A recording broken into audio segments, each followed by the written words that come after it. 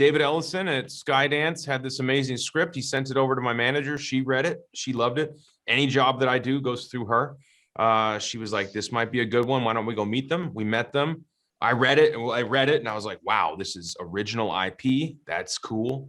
It's not based on a comic book or a chain restaurant or a pair of shoes or whatever, Reach, no toy brand. It's just an original story. And it's got huge scope. This is a big movie. It's a big budget movie. Are you guys sure you want to do this? And they said, if you'll do it with us, we'll do it. And so it was go. I've always taken on the responsibility of being kind of like the team captain. I was an athlete in school and I was captain of the wrestling team or the football team or the track team. And I always really liked that responsibility. I've always imagined myself in that capacity. And so having the title go along with it is good because it gives me a little extra juice to actually walk into that role. And there are a lot of great young up and coming actors in this film. And so stepping into it and knowing that I had kind of like the authority to be a leader for them in to some capacity was a responsibility that I didn't just like let slip away. I've been on a lot of films where the person who was sitting at number one on the call sheet just hung out in their trailer, and when they showed up, they'd be grumpy and it ruined the day for everyone. So I've vowed to myself that I would never be like that. And I try as I might. Sometimes I probably still am, but I try not to be like that. And this was an opportunity to kind of step into that position of leadership on set. And I really relish that.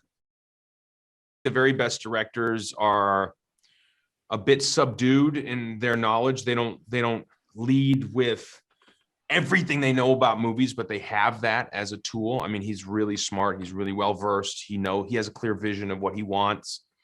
He's got a great attitude.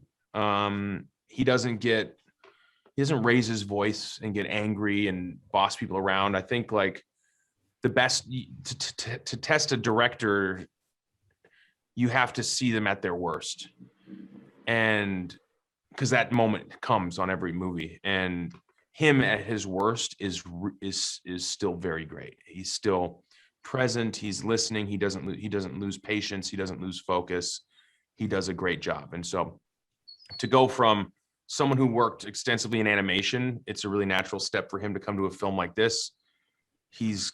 There are several layers of animation in a film like this, and a film like this requires extensive pre-visualization animatic shots to set up these action sequences so you can get them done on time, on budget. And he did a great job with that. He'd come in really prepared. He's like, this is what I want it to look like. And that makes it really easy on us as the actors to know exactly what piece of that previs you're recreating. Previs is really important. James Gunn is a big proponent of it. Chris McKay used it.